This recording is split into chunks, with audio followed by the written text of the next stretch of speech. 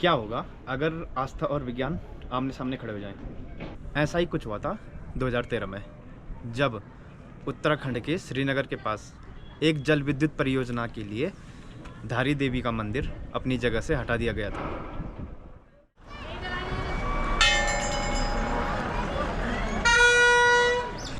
आस्था की मानी जाए तो माँ धारी उत्तराखंड के चारों धामों की रक्षक है,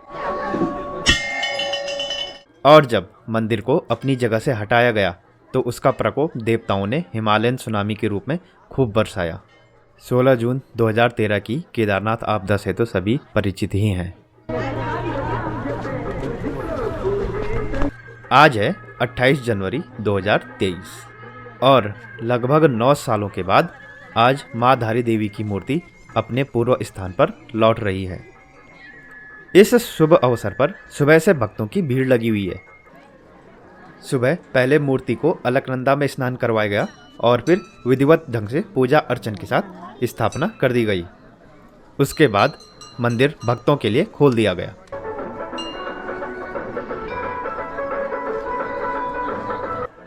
आज के अवसर पर लोगों ने यहाँ भंडारे का आयोजन भी कर रखा है। कुछ लोग खाना बांट रहे हैं तो कुछ चाय बिस्किट।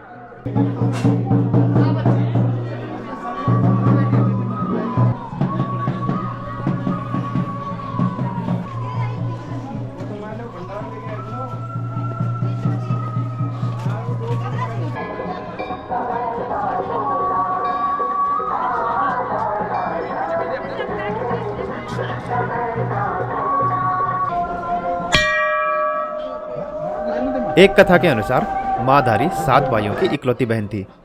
माता पिता के देहांत के बाद भाइयों ने ही कन्या का पालन पोषण किया। जब भाइयों को पता लगा कि कन्या के ग्रह उनके लिए ठीक नहीं है तो सारे भाई उनसे नफरत करने लगे। जब कन्या मात्र 13 साल की थी तो उनके 5 भाइयों की मृत्यु हो गई। बचे 2 भाइयों ने इसका कारण कन्या को ही बताया। एक रात दोनों भाइयों ने मिलकर कन्या की हत्या कर दी और उसका सिर धड़ से अलग कर नदी में बहा दिया। कन्या का सिर बहते बहते धारी गांव के पास एक चट्टान पर आकर अटक गया। उस समय धारी गांव का एक आदमी नदी किनारे कपड़े धो रहा था। जब उसने देखा कि कोई कन्या नदी में बह रही है तो वह बचाने के लिए बढ़ा। नदी में पानी बहुत था और जाने का कोई रास्ता भी नहीं था, लेकिन उस आदमी ने जैसे ही नदी में पांव रखा तो उसके पांव के नीचे सीढ़ियां बनने लग गई।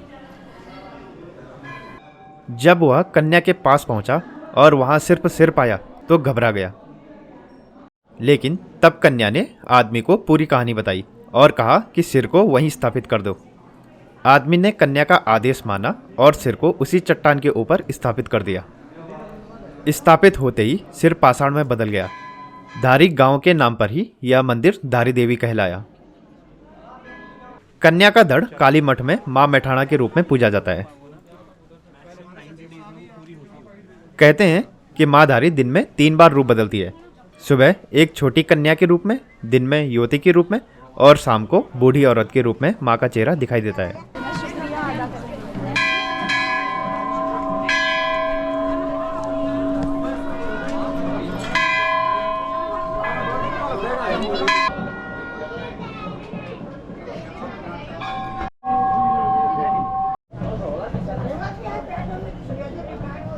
मंदिर के पुल के बगल से ही नीचे अलकनंदा में जाने का रास्ता भी है, जहाँ पर जाकर लोग पानी का आनंद उठाते हैं। यहाँ पर डैम का पानी भरा हुआ है और खेलने, फोटो खींचने वगैरह के लिए अच्छी जगह है।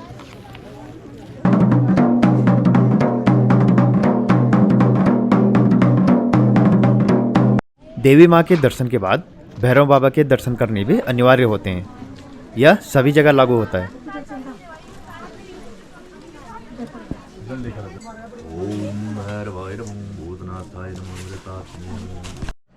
ये धारी देवी को धारी गांव से जोड़ने वाला पुल है।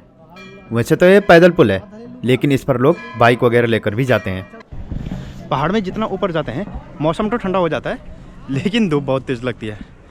अभी जैकेट वैकेट पहन के घूम रहा हूँ तो थोड़ी देर पहले तो पसीना आने लग गया था बहुत ज़्यादा।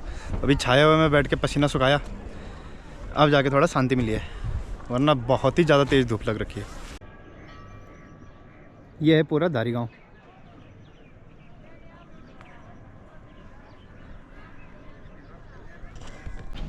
धारी देवी बद्रीनाथ मार्ग पर स्थित है, केदारनाथ बद्रीनाथ मार्ग पर। और यहाँ आने के लिए आपको कोटद्वार से, अगर आप कोटद्वार से आ रहे हैं तो कोटद्वार, पौड़ी और श्रीनगर होते हुए आप यहाँ पहुँच सकते हैं। और अगर हरिद्वार, ऋषिकेश या देहरादून से आ रहे हैं तो देवप्रयाग, श्रीनगर होते हुए यहाँ पहुँच सकते हैं। माँ धारी की मूर्ति की फ़ोटो लेना मना है। कहते हैं माता धारी को बंधन या कैद में रहना पसंद नहीं है। तो उनका जो मंदिर है, तो मंदिर के ऊपर जहाँ पर माता की मूर्ति है, स्थान है, उसके ऊपर की जगह खाली है, वहाँ पर छत नहीं है। अगर हम मूर्ति की फ़ोटो लें या वीडियो लें तो उनको एक तरह से कैमरे में कैद करना हो गया। जब हम किसी मंदिर में जाते हैं या किसी धार्मिक स्थलों में जाते हैं तो वहाँ की जो मान्यताएं होती हैं और जो नियम होते हैं, हमें उनका पालन करना चाहिए। आज के लिए बस इतना ही। धारी देवी बहुत ही सुंदर जगह पर है और बहुत ही सुंदर मंदिर है। जब आपको मौका मिले यहाँ दर्शन के लिए आइएगा ज़रूर, सिर्फ घूमने नहीं, दर्शन के लिए। अब चलता हूँ। वीडियो अगर पसंद आया तो लाइक करें, कमेंट्स करें, शेयर करें। और अभी तक अगर आपने चैनल को सब्सक्राइब नहीं किया तो कर दीजिए। मैं मिलता रहूँगा आपसे आगे भी और वीडियोज़ में। आप बस अपना साथ बनाए रखें और अपना ख्याल रखिए। धन्यवाद।